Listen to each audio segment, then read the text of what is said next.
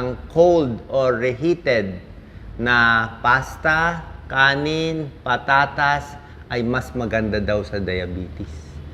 Bahaw, di ba? Yung mga kanin na naiwan, nalagay sa ref, mas maganda daw. Mas hindi daw nagpapataas ng blood sugar. Tingnan natin yung pag-aaral. Okay, sa lahat ng bagay, may pros and cons. Kahit sa mga news, sasabihin nila, very positive. Pero syempre tayo, gusto nyo ba kumain ng malamig? Baka sumakit ang tiyan nyo. Diba? So, kayo ba ay team mainit na kanin o team bahaw? O, tingnan natin ang mga pag-aaral. Actually, maliliit yung mga studies nila na ang pinalamig na carbohydrates, mas maganda daw sa maliliit. Like itong study na to, 2015. Okay? Sa 2015, 15 patients lang ang pinag-aralan eh. Pero nasa 3 grupo sila. Isang grupo, mainit na kanin ang pinakain. Isang grupo, pinalamig lang sa room temperature. Parang naiwan na bahaw lang. Kanin-lamig. Kanin-lamig. Yung isa naman, nilagay sa refrigerator. Actually, parang freezer na to, 4 degrees eh. Tapos, nilagay sa ref ng matagal, yan o.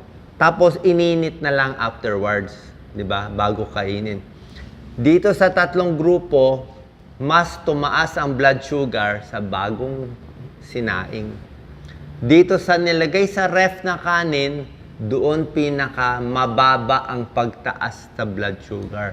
So, mukhang mas maganda itong cold rice na ininit. Explain ko mamaya kung bakit. Noong 2022, inulit din yung pag-aaral. Pero ito naman, ginawa na sa mga taong may type 1 diabetes. 32 patients, mas marami. 2 grupo. Isang grupo, mainit na kanin, bagong luto.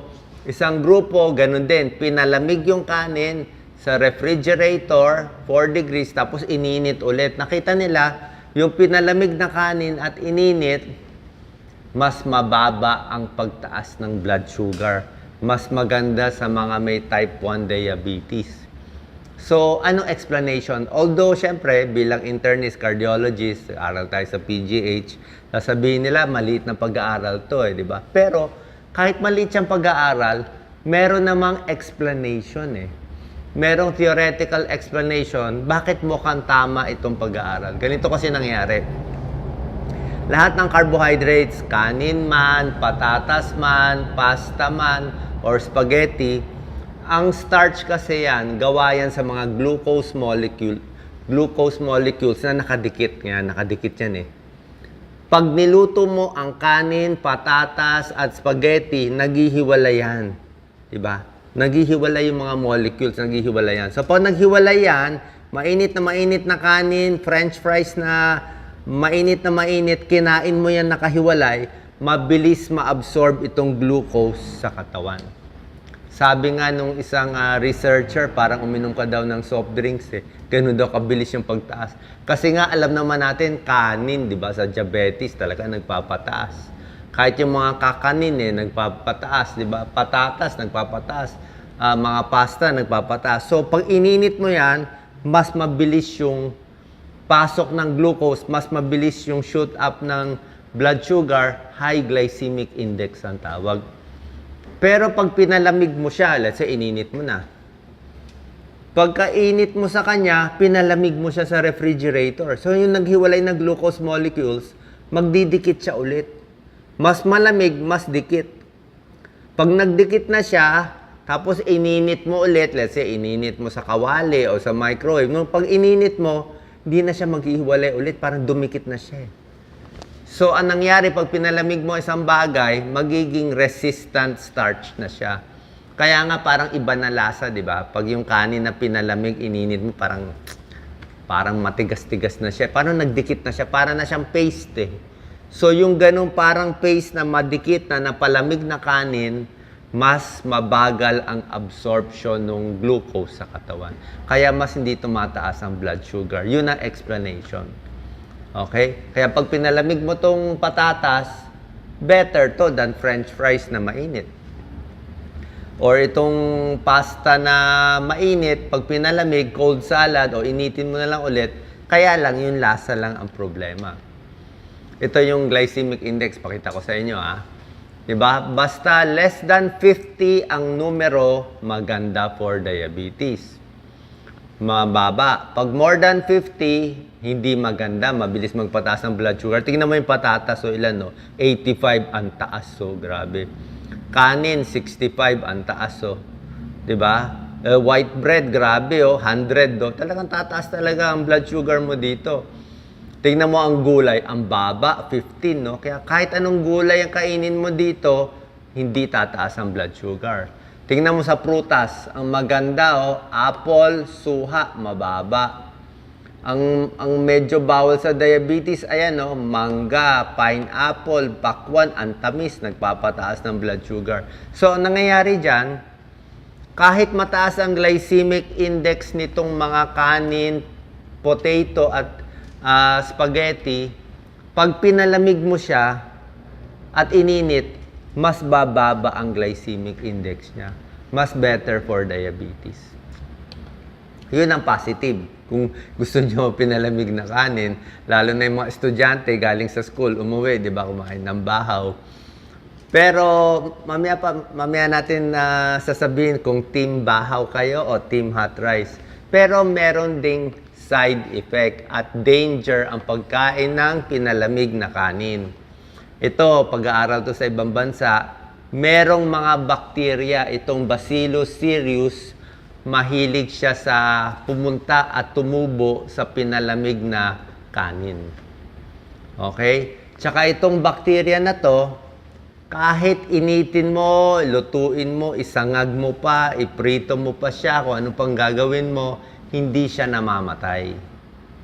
Kaya kung kayo ay mahilig sa lumang kanin, lumang ulam, tapos iinit-initin nyo lagi, di ba? Minsan magtatain na kayo di ba? Magtatain. Okay. So yung kaning lamig, ang issue natin dito, yan, cold rice, kanin lamig. So kahit initin mo, ayun ang problema. Lalo na pag yung kaning lamig mo, hinayaan mo na matagal. Sabi nga nila, within 2 hours, pag hindi kinain yung kanin, ilagay na daw sa refrigerator. Sino pwede tamaan nito? Mga bata, mga senior, mga buntis, mahina immune system. Pwede ka tamaan nito. Sa Amerika, maraming tinatamaan. Sa studies nila, 64,000 nagpo-food poisoning. Sa atin, ang dami rin nagtatae, di ba? So, hindi mo alam, baka merong ganitong bacteria din dito. So, ano gusto nyo? Mainit o malamig, di ba? Pag-isipan natin. Pero para sa akin, ito nga, nakakataas ng blood sugar, di kontian mo na lang, half cup na lang kainin mo, 1 cup. Ito, mas hindi nga nakakataas kung si Doc Lisa kumain ng bahaw, 2 plato din di halos pareho din. Tsaka takot tayo dito sa food poisoning Nasa sa inyo. Kung takot kayo sa food poisoning o takot kayo sa blood sugar. So, cold and reheated rice, meron pa ibang pag-aaral to nakita nila. Yung cooked pasta and pinalamig na pasta, mas mababa ang pagtaas ng blood sugar dito. Kasi malalasahan nyo naman, parang iba na lasa niya, di ba? Parang matigas-tigas na siya, parang nagdikit na yung glucose Kaya nga recommended nila, instead of hot pasta, palamigin muna. Initin mo na lang ulit, pero medyo pangit na lasa. French fries na pinalamig, di ang pangit na lasa siguro ng French fries, di ba? Pag lumamig yung French fries, di ba? Wala nang, ayaw mo na kainin di ba? Pero hindi nakakataas ng blood sugar. Pag sa saging, wag din daw overripe, di ba? Ano lang sakto. Pag bread daw, pwede rin pinalamig. Kaya lang, pangit na yung bread pag pinalamig.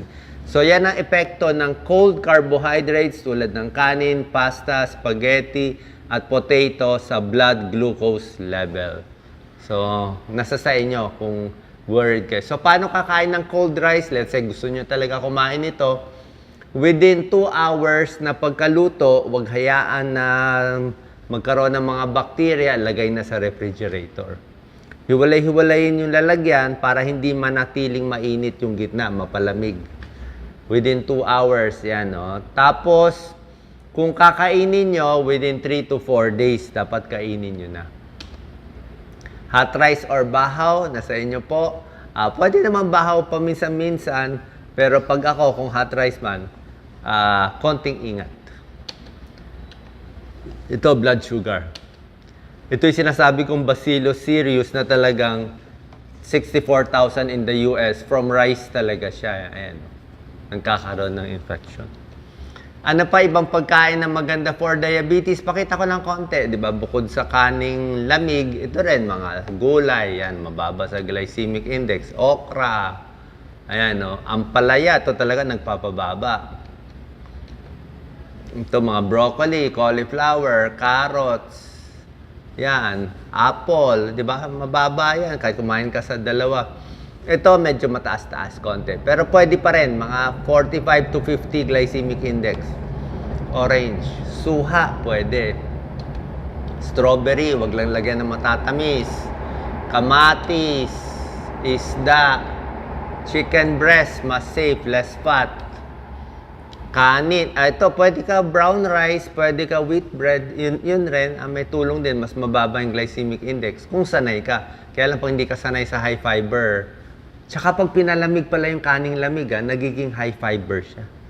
Nagiging high fiber siya. Beans, oatmeal, at iba pa. Sana po nakatulong tong video ko para alam nyo na ano benefits ng kaning lamig. Pero syempre, meron ding side effect na babantayan natin. God bless po.